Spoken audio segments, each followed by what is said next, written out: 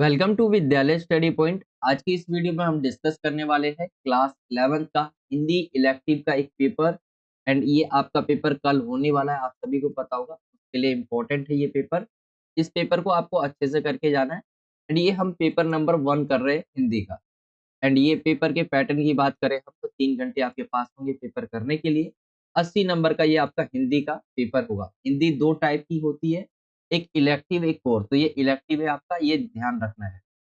सामान्य निर्देश की तरफ आए तो पेपर जो है वो 2 सेक्शन के अंदर डिवाइड होगा। एक तो सेक्शन अ होगा और एक सेक्शन ब होगा। सेक्शन जो अ होगा इसके अंदर आपके बहुविकल्पीय क्वेश्चंस पूछे जाएँगे। आपका जैसे कि इसके अंदर जो है टोटल आपके 40 जो है एमसीक्यू क्वेश्चंस होंगे सेक्शन ए में। एंड सेक्शन बी की बात करें तो वहाँ पे वर्णनात्मक क्वेश्चंस दिए रहेंगे। सेक्शन ए के अंदर टोटल जो है 6 क्वेश्चंस रहेंगे जिसके अंदर 40 एमसीक्यू क्वेश्चन रहेंगे। एंड दूसरा जो सेक्शन होगा आपका बा उसके अंदर आपके 8 क्वेश्चंस होंगे। तो टोटल आपके पेपर में 14 क्वेश्चंस पूछे जाएंगे। ठीक है, ये मेन पैटर्न था जो मैंने आपको बताया। बाकी यहाँ से आपका पेपर स्टार्ट हो जाता है। पहला क्वेश्चन अपठित गद्यांश से होगा। एंड ये आपका गद्यांश दिया रहेगा, इससे रिलेटेड आपके एमसीक्यू क्वेश्चंस पूछे जाएंगे। एंड उन सभी के आंसर्स आपको देने होंगे।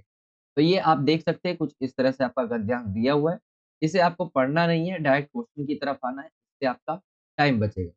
पहले क्वेश्चन की तरफ आते हम। वैसे इससे पहले कहा गया है निम्नलिखित में से निर्देशानुसार सबसे उचित विकल्पों का चयन कीजिए। सबसे पहला क्वेश्चन दिया हुआ है, सुचारित्र से क्या तात्पर्य है?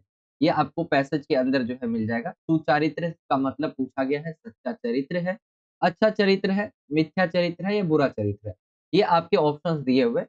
एंड सुचारित्र के अगर हम मीनिंग देखें यहाँ पे तो ये आप पढ़ेंगे ना तो डायरेक्ट आपको बिल्कुल ही आंसर नहीं मिलेगा इसका। इसको आप पढ़ेंगे एंड इसके अगर हम आंसर्स की बात करें, आप इसके अंदर देखेंगे सुचारित्र के बारे में इन्होंने बताया है, सही चरित्र के। ठीक है?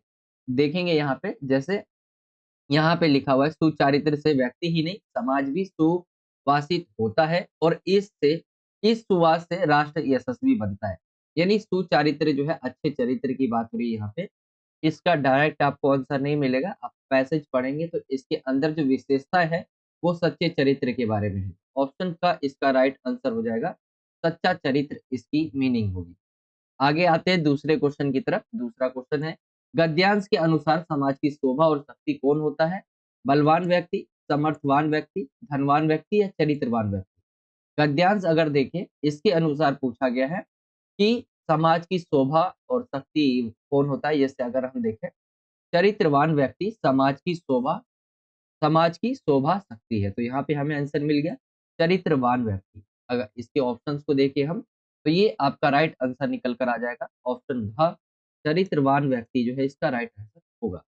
तीसरे क्वेश्चन की तरफ आए। तीसरा क्वेश्चन पूछा गया, पूर्व जीवन की सत्संगति व सत्कर्मों की अर्जित संपत्ति किसे कहा गया है? सुचरित्र को, सुसंस्कार को, सुबुद्धि को या सौभाग्य को? पूर्व जीवन की सत्संगति और सत्कर्मों की अर्जित संपत्ति जो किसे कहा गया है? एक बार हम गद्यांश में जाते हैं, ढूंढते हैं इसका आंसर। यहाँ पे हमें मिलता है कि नहीं एक बार देख लेते हैं। यहाँ पे लिखा हुआ है बट यहाँ नहीं है इसका आंसर। सुसंगति ऊपर ही आप देखेंगे यहाँ पे, सुसंस्कार भी पूर्व जीवन की सत्संगति व सत्कर्मों की अर्जित संपत्ति है। तो यहाँ पे हमें मिल गया सुसंस्कार। ऑप्शंस देखिए हम, सुसंस्कार है हमारे ऑप्शन में एंड ऑप्शन जो ख है वो इसका राइट आंसर निकल कर आ जाएगा। तो ये दूसरा तीसरा क्वेश्चन हो जाएगा। चौथे क्वेश्चन की तरफ आए। चौथा क्वेश्चन है आपका, कुधातु की कठोरता और कालिक किसके स्पर्श मात्र से कोमलता और कमनीयता में जो है बदल जाती है? किसके स्पर्श मात्र से जो है कुधातु की कठोरता और कालिक के स्पर्श जो है उसके मात्र से जो है कम कोमलता और कामनीयता में बदल जाती है। तो एक बार हम चलते हैं गद्यांश की तरफ एंड इसमें इसका आंसर हम ढूंढते हैं। यहीं कहीं होगा। यहाँ देखिए, जिस प्रकार कुधातु की कठोरता और कालिक पारस की स्पर्श मात्र से जो है कोमलता और कमनीयता में बदल जाती है। तो पारस आ जाएगा इसका राइट आंसर। हम ऑप्शंस में एक बार जाकर देखते हैं। ऑप्शंस में हमारे पारस है। हाँ, ऑप्शन घ में हमारे पारस है। ऑप्शन घ इसका राइट आंसर हो जाएगा। अगले क्वेश्चन की तरफ आए। अगला क्वेश्चन पांचवा पूछा गया है, चरित्र का निर्माण किसके द्वारा संभव है? वंश परंपरा के द्वारा द्वारा स्वयं के द्वारा, मित्रों के द्वारा या विद्यालय के द्वारा? जो हमारा चरित्र होता है वो किसके द्वारा निर्माण होता है? एक बार हम गद्यांश में जाते हैं इसके आंसर्स को ढूँढने के लिए एंड यहाँ पे देखेंगे, यहाँ पे लिखा हुआ आपका चरित्र निर्माण व्यक्ति के अपने बलबूते पर निर्भर है। अपने बलबूते का मतलब स्वयं पर निर्भर है। तो हमारा राइट आंसर जो निकल कर आ जाएगा इसका स्वयं के द्वारा, ऑप्शन जो ख है वो इसका राइट आंसर निकल कर आ जाएगा। छठे क्वेश्चन की तरफ आए तो छठा क्वेश्चन पूछा गया है, निम्नलिखित में से किसका उल्लेख गद्यांश में नहीं है? हजारी प्रसाद द्विवेदी, विदुर, प्रेमचंद या रविंद्रनाथ ठाकुर। ये आपके ऑप्शन दिए हुए हैं एंड एक बार गद्यांश में जाकर देखते हैं किनका इनके अंदर जो है वर्णन नहीं किया गया है। तो यहाँ पे हम देखें आचार्य हजारी प्रसाद द्विवेदी जी, इनके बारे में लिखा हुआ है, ठीक है। विदुर जी के बारे में भी लिखा हुआ है एंड यहाँ पे एक और व्यक्ति के बारे में है, एक बार देख लेते हैं, महाकवि टैगोर। इन तीनों के बारे में हमें मिल गया, बट एक के बारे में नहीं है, वो है प्रेमचंद। तो ऑप्शन अगर हम देखें प्रेमचंद्र, ऑप्शन ग इसका राइट आंसर होगा, इनके बारे में उल्लेख नहीं किया गया है। सातवें क्वेश्चन की तरफ आएंगे। सातवां क्वेश्चन है, अनेकानेक जातियों और समाज समुदायों से मिलकर किसका निर्माण होता है? परिवार का, समाज का, कुल का या राष्ट्र का? अनेकानेक जाति और समाज समुदायों से मिलकर किसका निर्माण होता है? एक बार हम चलते हैं गद्यांश की तरफ एंड इसके अंदर ढूंढते हैं इसके आंसर्स को। अगर हम देखें यहाँ पे लिखा हुआ है परिवार अनेक अनेक परिवारों से कुल और अनेक कुलों से एक जाति और समाज समुदायों से मिलकर एक राष्ट्र बनता है। तो यहाँ पे हमें आंसर मिल गया है, राष्ट्र का निर्माण होता है। ऑप्शन देखिए हम तो ऑप्शन जो घ है एक राष्ट्र का, ये इसका राइट आंसर आ जाएगा। आठवें क्वेश्चन की तरफ आते हैं। आठवां क्वेश्चन है, चरित्र से ही जीवन की सार्थकता है, लेखक ने ऐसा क्यों कहा है? तो ये आपके ऑप्शन दिए हुए हैं, चरित्र ही क्या है? चरित्र से ही जीवन की सार्थकता है, लेखक ने ऐसा क्यों कहा? तो क्योंकि सुचारित्र से ही समाज में सम्मान मिलता है, क्योंकि सुचारित्र से ही एक सशक्त राष्ट्र का निर्माण होता है।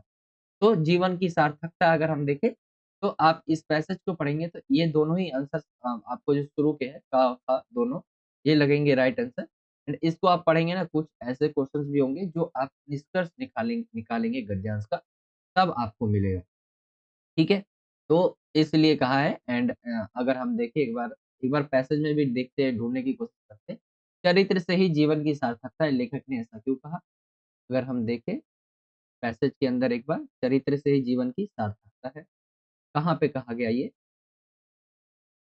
ये देखिए यहाँ पे कहा गया, चरित्र से ही जीवन की सार्थकता है। जैसे महाकवि टैगोर के पास बैठने मात्र से ऐसा प्रतीत होता था, मानो भीतर का देवता जाग गया। वस्तुतः चरित्र से ही जीवन की सार्थकता है। चरित्रवान व्यक्ति समाज की शोभा शक्ति है।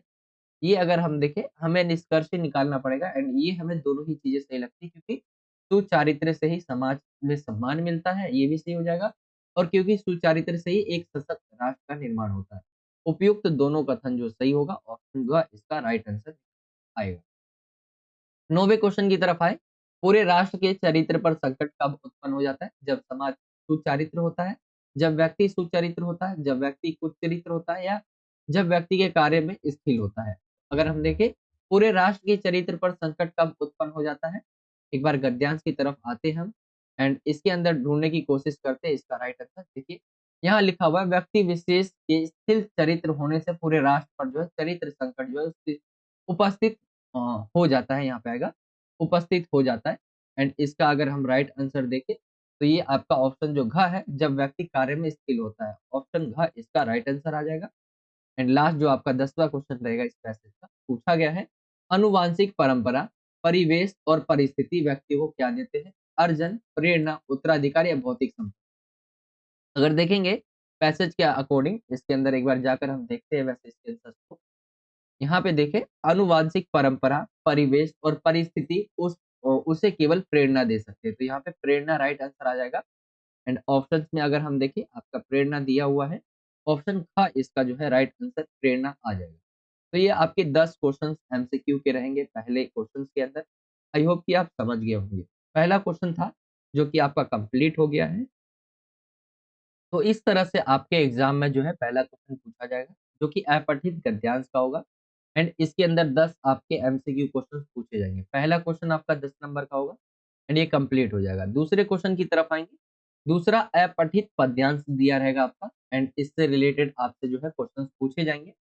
तो यहाँ पे आप पद्यांश देख सकते हैं जो लिखा हुआ है। आपको इसको पढ़ना नहीं है, पहले क्वेश्चंस की तरफ आना है इससे, क्योंकि आपका टाइम बचता है। तो यहाँ पे सबसे पहले क्वेश्चन की तरफ आएंगे। काव्यांश में मगन कौन है पूछा गया है, चिड़िया है, धरती है, अवकाश है या उपयुक्त सभी है। अगर हम देखें इस पद्यांश को पढ़ेंगे, जैसे चिड़िया तू जो मगन, यहाँ पे हमें फर्स्ट लाइन के अंदर ही चिड़िया चिड़िया का नाम मिल गया है, यानी चिड़िया तू जो मगन। राइट आंसर आपका देखिए हम ऑप्शन जो का है चिड़िया, वो इसका राइट आंसर निकल कर आ जाएगा। अगले क्वेश्चन की तरफ आएंगे। अगला क्वेश्चन है आपका, फैला ले पंख जरा उड़ तो सही, ये किसने कहा। तो यहाँ पे अगर आप देखें तो किसने कहा ये, एक बार मैं इसको ना पढ़ देता हूँ एक बार, ताकि हमें जो है आंसर थोड़ा मिलने में ईज़ी हो जाए, क्योंकि एक बार हम पढ़ लेते हैं ना, ज़्यादा बड़ा नहीं है, इसे हम पढ़ सकते हैं। जैसे लिखा हुआ है, चिड़िया तू जो मगन, धरा मगन, गमन मगन, फैला ले पंख जड़ा, उड़ तो सही बोली पवन, अब जब घोंसलों से आई निकल, चल बड़ी दूर, बहुत दूर, जहाँ तेरे सजन, वृक्ष की डाल दिखे, जंगल ताल दिखे, खेतों में झूम रही धान की बाल दिखे, गाँव देहात दिखे, रात दिखे, प्रात दिखे, खुलकर घूम यहाँ नहीं घर की घुटन, चिड़िया तू जो मगन, यहाँ पे लिखा हुआ है जैसा, राह से राह जुड़ी, पहली बार उड़ी, भूल गई गैल गली, जाने किस ओर मुड़ी। ये दिया हुआ है, मुड़ गई जाने किधर, गई किधर, देखा उधर, जहाँ वहाँ खोल नयन, सुमन सुमन खिलता चमन। ये आपका पूरा का पूरा पद्यांश दिया हुआ है कुछ इस तरह से। एंड एक बार पढ़ने से ना आंसर्स या आप कह लें क्वेश्चन हमें आसानी हो जाते हैं ढूँढने में। जब बड़ा हो तब नहीं पढ़ना है आपको। जब ये छोटा ही था पद्यांश तो हम पढ़ सकते थे। फैलाले पंख जड़ा, उड़ तो सही है किसने कहा था? चिड़िया ने, धरती ने, गगन ने या हवा ने?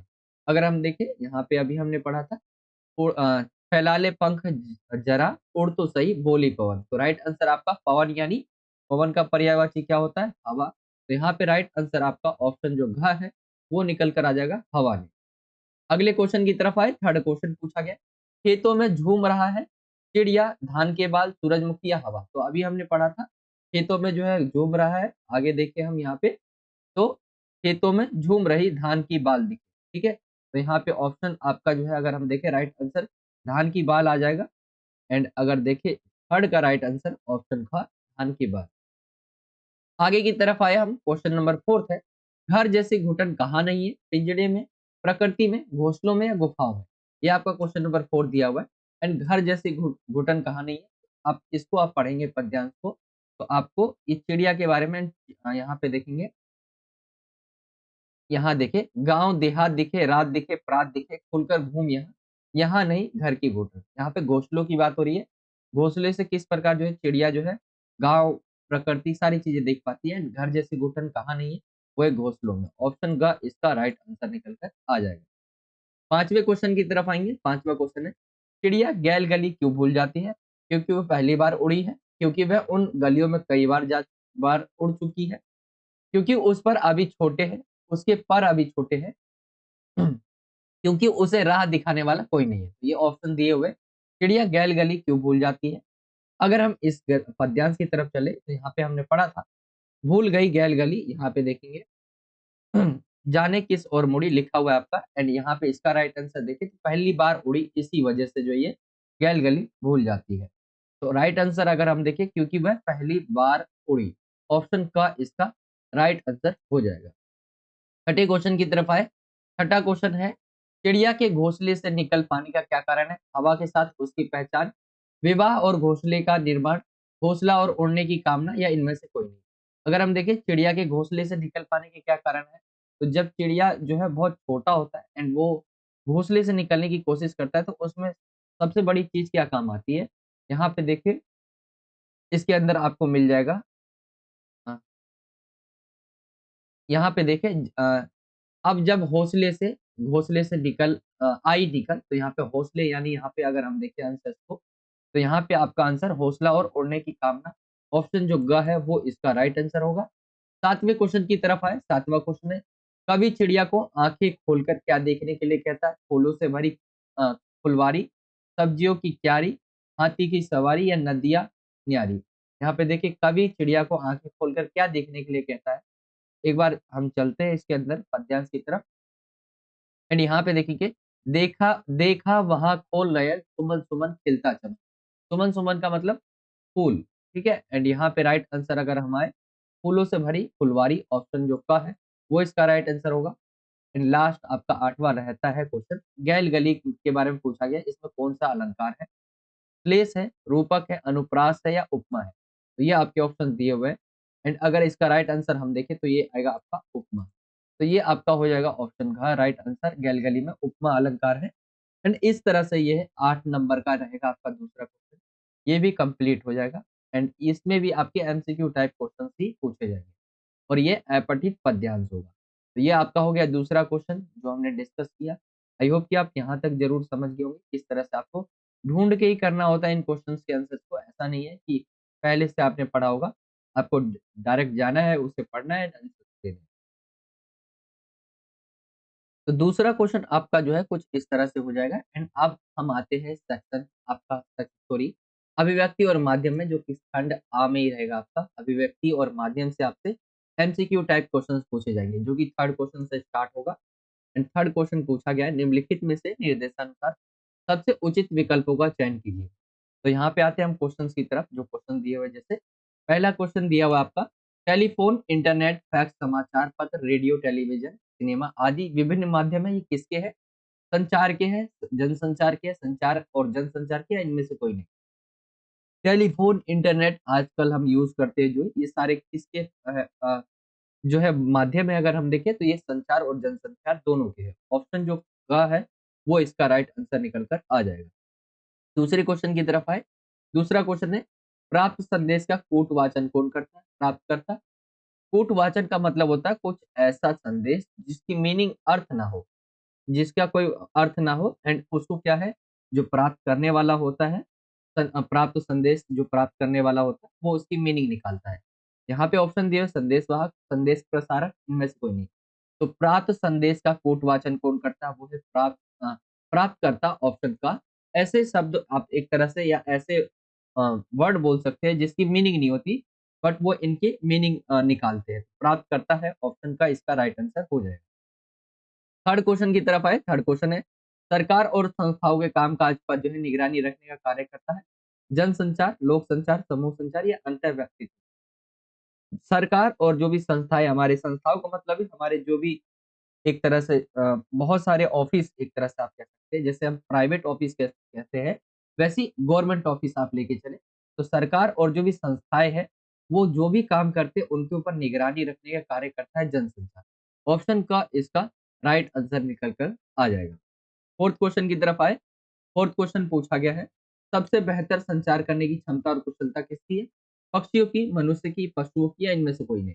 इनमें से किसी की भी नहीं। अगर हम देखें पहले के समय जब इंसान, एक तरह से आप कह लें कि प्राचीन हम बात करें, तो वहां पे जो है सबसे बेहतर संचार करने की क्षमता वो पक्षियों की हुआ करती होगी, क्योंकि आज के समय जो है हम देखते हैं पक्षियों को एक जगह से दूसरी जगह जा पाती है।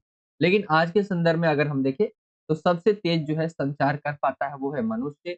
आज देखेंगे आप किसी भी दुनिया के कोने से किसी को भी कॉल कर सकते हैं, बात कर सकते हैं, नहीं तुरंत जो है न्यूज़ आप देखते होंगे एक जगह से दूसरी जगह कितनी तेज़ी से फैलती है। तो ऑप्शन का इसका राइट आंसर होगा मनुष्य की सबसे बेहतर संचार करने की क्षमता और कुशलता है।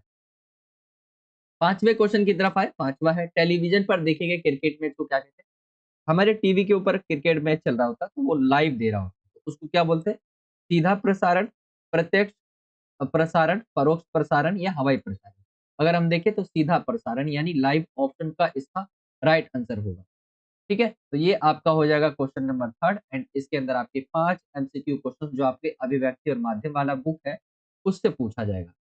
आगे की तरफ आएँगे, तो अगला जो है आपका पाठ्य पुस्तक अंतरा अंतरा भाग 1 से आपका जो है पूछा जाएगा फोर्थ क्वेश्चन एंड ये आपका काव्यांश दिया हुआ है, इससे रिलेटेड आपके एमसीक्यू क्वेश्चंस पूछे जाएँगे। तो बालम आओ हमारे गहरे आपने पढ़ा होगा इस चैप्टर में एंड ये आपका दिया हुआ है काव्यांश, इससे रिलेटेड एमसीक्यू क्वेश्चंस पूछे हुए जैसे यहाँ से। जैसे पहला पूछा गया, प्रस्तुत काव्यांश में बालम शब्द किसके लिए प्रयुक्त है? आत्मा के लिए, परमात्मा के लिए, प्रेयसी के लिए, स्वयं के लिए। अगर आप इन चैप्टर को पढ़ेंगे ना जब भी आपको इनके आंसर्स पता चलेंगे। ठीक है? मैं यहाँ पे आंसर्स बता दूंगा लेकिन आपको जो है बिल्कुल सटीक आंसर कहेंगे, क्योंकि कुछ ऐसे क्वेश्चंस के आंसर जल्दी जो है इस वाले में मिल नहीं पाते। ठीक है? आपको हिंट मिल जाएंगे बट आंसर्स नहीं मिलेंगे। तो प्रस्तुत काव्यांश में बालम शब्द किसके लिए प्रयुक्त हुआ है? वो हुआ है परमात्मा के लिए। ऑप्शन था इसका राइट आंसर निकल कर आ जाएगा। दूसरे क्वेश्चन की तरफ आए तो दूसरा क्वेश्चन दिया हुआ है, सब किसे नारी कहते हैं? परमात्मा को, कवि को, सखी को या प्रिय को? तो यहाँ पे अगर हम देखें प्रिय होगा, क्या पता यहाँ पे। तो यहाँ पे किसे नारी कहते हैं? तो वो है ऑप्शन का आपका, कवि को जो है सभी नारी कहते हैं। तो कवि को इसका राइट आंसर निकल कर आ जाएगा। अगले क्वेश्चन की तरफ आते हैं। अगला क्वेश्चन पूछा गया है, गेह शब्द का अर्थ पूछा गया आपका थर्ड क्वेश्चन। बाग होता है, गुरुकुल, घर या वन? तो गेह का मतलब क्या होता है? गेह का राइट आंसर आपका आ जाएगा घर। ऑप्शन का इसका राइट आंसर निकल कर आ जाएगा। फोर्थ क्वेश्चन की तरफ आते। फोर्थ क्वेश्चन है, कबीर को लाज क्यों लग रही है? तो लोगों द्वारा उन्हें बालम कहने के कारण, लोगों द्वारा उन्हें नारी कहने के कारण, लोगों के द्वारा उन्हें प्रेमिका कहने के कारण, या वेशभूषा और पहनावे के कारण? तो यहाँ पे अगर आप इसको एक बार हम चल लेते हैं एक बार इसकी तरफ, काव्यांश की तरफ, एंड इसको एक बार देखेंगे। बालम आओ हमारे घेरे, तुम बिन दुखिया देहरे, सब कोई कहे तुम्हारी नारी, मोह को लागत लाज रे। तो यहाँ पे तुम्हारी नारी कहने के कारण लाज लग रहा है। दिल से नहीं लगाया तब लग गया कैसा स्नेह रे, अन्न न भावे नींद न आवे, गृह बल धैर्य न धीरे धीर रे, कामिन को है बालम प्यारा, ज्यों प्यासे को नीर रे, है कोई ऐसा पर उपकारी, पिवासे कहे सुनाए रे, अब तो बेहाल कबीर भयो है, बिन देखे जीव जाए रे। तो अगर हम देखें वैसे उसका राइट आंसर आपका नारी आ जाएगा।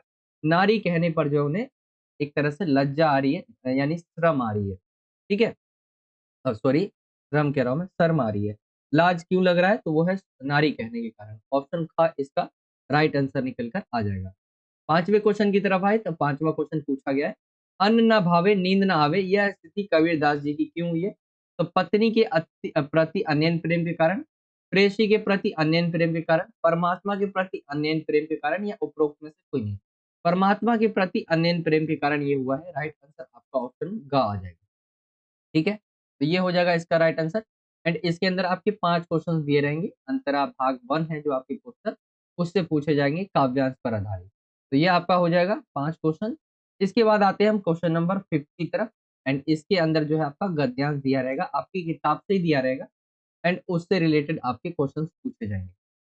तो ये आप देख सकते हैं, आपका गद्यांश दिया हुआ है एंड इससे रिलेटेड नीचे क्वेश्चन पूछे गए। तो हम डायरेक्ट क्वेश्चन की तरफ चलेंगे, टाइम वेस्ट ना करते हुए पहले क्वेश्चन की तरफ आते हैं। उपयुक्त गद्यांश में लड़कों को किस बात की जल्दी है? एंड इस वाले गद्यांश को आप देखिए, ये चैप्टर है आपका ईदगाह, उससे लिया गया है। एंड इस चैप्टर को आपने पढ़ा होगा, बहुत अच्छा चैप्टर है, स्टोरी बहुत अच्छी है इसकी। तो उपयुक्त गद्यांश में लड़कों को किस बात की जल्दी है? गृहस्थी चलाने की, ईदगाह जाने की, कायम अली के घर जाने की, रोजा रखने की? अगर देखेंगे, लड़के सबसे ज्यादा जो है प्रसन्न है। किसी ने रोजा रखा है, वह भी दोपहर तक, किसी ने वह भी नहीं। लेकिन ईदगाह जाने की खुशी उनके हिस्से की चीज है, यानी यहाँ पे ईदगाह जाने की खुशी जो है, राइट आंसर इसका निकल कर आ जाएगा। तो लड़कों में किस बात कर जल्दी है? ईदगाह जाने की। यहाँ पे देखेंगे, खुशी भी है और जल्दी भी है। तो ऑप्शन का इसका राइट आंसर निकल कर आ जाएगा। ठीक है, आगे हम आएंगे क्वेश्चन नंबर दूसरे की तरफ। दूसरा क्वेश्चन पूछा गया, ईदगाह के अवसर पर सबसे अधिक प्रसन्न कौन है? बड़े बूढ़े, बच्चे, औरतें या अब्बाजान? तो यहाँ पे ईद के अवसर पर कोई भी त्योहार होता है ना, तो उसके अंदर बच्चे सबसे ज्यादा खुश होते हैं। ठीक है, तो वैसे ही आप डाल सकते हो, ऑप्शन का इसका राइट आंसर आ जाएगा। तो ईद के दिन जो है, ईद के अवसर पर बच्चे सबसे ज्यादा, यहाँ पे देखेंगे लड़के सबसे ज्यादा प्रसन्न है, यानी बच्चों के बारे में यहाँ पे कहा गया है। इसका राइट आंसर आपका बच्चे आ जाएगा, ऑप्शन। तीसरे क्वेश्चन की तरफ आए तो तीसरा क्वेश्चन है, गृहस्थी की चिंताओं से आसे है, घर बनाने की चिंता, घर चलाने की चिंता, घर में ईद मनाने की चिंता, या मित्रों को घर बुलाने की चिंता? गृहस्थी मतलब होता है घर, ठीक है, की चिंताओं यानी घर चलाने की चिंता होती है। ऑप्शन ख इसका राइट आंसर निकल कर आ जाएगा। अगले क्वेश्चन की तरफ आए। अगला क्वेश्चन फोर्थ पूछा गया है, लोग बदहवास चौधरी कायम अली के घर दौड़े क्यों जा रहे हैं? ईद की मुबारकबाद देने, उधार मांगने के लिए, सरपंच का चुनाव कराने के लिए, उपयुक्त सभी? अगर आप देखेंगे ये आपका जो गद्यांश दिया हुआ है, इसके अंदर वो दौड़े दौड़े घर जा रहे होते। यहाँ पे देखेंगे बदहवास चौधरी कायम अली के, ठीक है, एंड वो उनके घर क्यों जा रहे होते? तो उधार मांगने के लिए जा रहे होते। आप इन्हें इस चैप्टर को पढ़ा होगा, आपको बहुत अच्छे से याद होगा अगर पढ़ा होगा तो। राइट आंसर इसका देखिए, हम उधार मांगने के लिए, ऑप्शन का इसका राइट आंसर आ जाएगा। पांचवें क्वेश्चन की तरफ आए। पांचवा पूछा गया, चौधरी आज आंखें बदल ले तो ये सारी जो ईद है मुहर्रम हो जाए, बस ये का क्या मतलब है? तो जो ईद है वो मुहर्रम में तब्दील हो जाएगी अगर क्या है चौधरी ने अपनी आंखें बदली। तो क्या होगा? कायम अली के घर मुहर्रम मनाना, कायम अली के उधार ना देने पर ईद की खुशी का मातम में बदलना, कायम अली के रंग रूप और वेशभूषा में परिवर्तन, या उपयुक्त में से कोई नहीं। तो कायम अली के घर ये उधार मांगने जाते हैं और उन्होंने उधार नहीं दिया, तो क्या है ईद की खुशी पूरी मातम में बदल जाएगी। ऑप्शन का इसका राइट आंसर आ जाएगा। एंड सिक्स्थ क्वेश्चन पूछा गया, आंखें बदलने का क्या अर्थ है? तो यहाँ पे पहले जैसा स्नेह संबंध रखना, आंखों से हाव भाव में परिवर्तन, पहले जैसा कृपा भाव न रखना, या उपयुक्त में से कोई नहीं। इसका राइट आंसर आ जाएगा पहले जैसा जो है कृपा भाव ना रखना, ऑप्शन का। तो ये हो जाएगा आंखें बदलने का अर्थ। तो ये आपका फिफ्थ क्वेश्चन जो है कंप्लीट हो जाएगा। एंड आई होप कि आपने यहाँ तक समझ लिया होगा सभी क्वेश्चन। आगे हम आते हैं क्वेश्चन नंबर 6 की तरफ। क्वेश्चन नंबर 6 है आपका, ये आपकी जो जो है पूरक पाठ्य पुस्तक अंतराल भाग 1 जो है उससे पूछा गया क्वेश्चन एंड आंसर होगा। एंड इसके अंदर एमसीक्यू जैसे यहाँ पे दिए हुए हैं। सबसे पहला, हुसैन की कहानी अपनी जवानी पाठ जो है किसके जीवन से संबंधित है? तो ये आपने चैप्टर पढ़ा होगा। आफताब फिदा हुसैन, मतलूब फिदा हुसैन, आमिर रजा हुसैन, या मकबूल फिदा हुसैन। ऑप्शन घ इसका सही होगा। जो हुसैन की कहानी अपनी जवानी जो पाठ है वो मकबूल फिदा हुसैन के ऊपर बताया गया है। एंड उसकी चित्रकारी के बारे में आपने सभी ने पढ़ा होगा इस चैप्टर को, कितने अच्छे जो है चित्रकार थे वो। दूसरे क्वेश्चन की तरफ आए, हुसैन के पिता का व्यवहार कैसा था? तो पूछा गया सख्त था, सरल था, कंजूस, या अक्खड़। ठीक है, अक्खड़, तो यहाँ सरल था इनका व्यवहार। ऑप्शन था इसका राइट आंसर हो जाएगा। थर्ड क्वेश्चन की तरफ आए, थर्ड क्वेश्चन है कला के प्रति पहले लोगों का नजरिया कैसा था? तो कला को सम्मान पूर्वक देखा जाता था, कला केवल बड़े राजा महाराजाओं के महलों तक सीमित, कला सामाजिक परिवर्तन का एक माध्यम था, या उपरोक्त सभी। इसका अगर हम देखें पहले लोगों का नजरिया जो कला को लेकर था, कला के अंदर बहुत सारी चीजें आती है। अब उसके अंदर चित्रकार भी आते हैं, उसके अंदर सिंगर भी आते हैं। ठीक है, ये सारी चीजें आप डाल सकते हैं। कला बहुत कलाएं होती है, आप सभी जानते होंगे। तो कला के प्रति लोगों का नजरिया कैसे था? तो ये कला को सम्मान पूर्वक देखा जाता था, ये भी सही हो जाएगा। कला केवल बड़े राजा महाराजाओं के महलों तक सीमित थी, ये भी सही हो जाएगा। कला सामाजिक परिवर्तन का एक माध्यम था, ये भी सही हो जाएगा। यानी उपरोक्त सभी ऑप्शन घ इसका राइट आंसर होगा। फोर्थ क्वेश्चन की तरफ आए, तो फोर्थ क्वेश्चन है निम्नलिखित में से किसका चित्र जो है हुसैन ने नहीं बनाया था? तो दाढ़ी वाला पठान इसका बनाया था, नक्काशीदार सुराही इसका नहीं बनाया था, बकरी का बच्चे का बनाया था, और घूंघट की औरत इसका बनाया था। तो ऑप्शन का अगर हम देखें, नक्काशीदार जो सुराही है उसका चित्र जो है मकबूल फिदा हुसैन ने नहीं बनाया था। फिफ्थ क्वेश्चन की तरफ आए, हुसैन ने किन या किस अवसरों पर अपनी जन्मजात कला का परिचय दिया? उसने जो है किन अवसरों पर अपनी जो जन्मजात कला है उसका परिचय दिया? आपको बताना है। तो ब्लैक बोर्ड पर बनी चिड़िया को हूबहू अपनी स्लेट पर उतारकर, गांधी जयंती के अवसर पर ब्लैक बोर्ड पर गांधी जी का पोर्ट्रेट बनाकर, उपयुक्त दोनों इनमें से कोई नहीं। अगर हम देखें तो ये आपका गांधी जी की जयंती के अवसर पर जो है ब्लैक बोर्ड पर गांधी जी का पोर्ट्रेट बनाकर इनका इसका सही हो जाएगा। इन्होंने दिया था। ठीक है, जन्मजात कला का परिचय। वैसे ब्लैक बोर्ड पर जो है चिड़िया को हूबहू अपनी स्लेट पर उतार कर भी आप कह सकते हैं, बट राइट आंसर इसका क्या होगा? एक बार मुझे इसका आंसर सही से कमेंट में बताइए। मुझे लगता है कि उपयुक्त दोनों जो ऊपर के दिए हुए ना, ग होगा या ख या ग में से एक लग रहा है। आप मुझे एक बार कमेंट में बताइए इसका आंसर। छठे क्वेश्चन की तरफ आए, मकबूल फिदा हुसैन को कला के किस क्षेत्र में प्रसिद्धि मिली थी? चित्रकारी में, अभिनय में, नृत्य में, या गायन? तो आप सभी जानते होंगे चित्रकारी में, ऑप्शन का इसका राइट आंसर होगा। एंड सातवां पूछा गया है, प्रसिद्ध मकबूल फिदा हुसैन की पेंटिंग की शुरुआत किस शहर से हुई थी? तो किससे हुई थी? कोलकाता, लखनऊ, इंदौर, या पटना? इंदौर इसका राइट आंसर होगा। तो ये आपके क्वेश्चन जो है कंप्लीट हो जाएंगे।